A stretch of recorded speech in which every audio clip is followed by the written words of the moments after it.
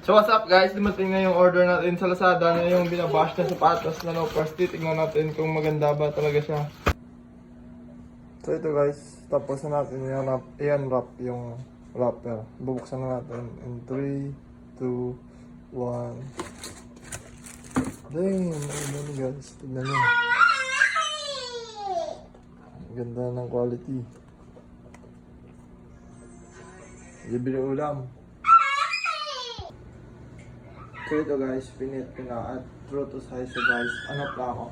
Size 11 US. At pinala ko dito ay size 45 at di ko na-expect na sobrang comfortable nyo guys.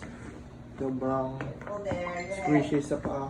Parang ano, basketball shoes at saka ganda ng quality leather at saka magaan.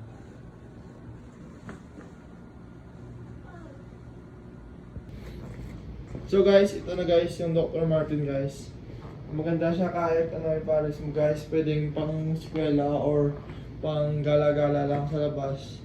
Basta bagayan nyo lang guys. Hindi yung masyadong streetwear guys. Pwede rin streetwear, depende sa inyo kung kaya nyo yun i-pull off guys. At saka sobrang comfy na yan guys. At maganda yung leather. Hindi nag-crease guys. Sa may mga gustong bumili guys, send ko yung link sa bio guys. Tingnan nyo lang sa comment section.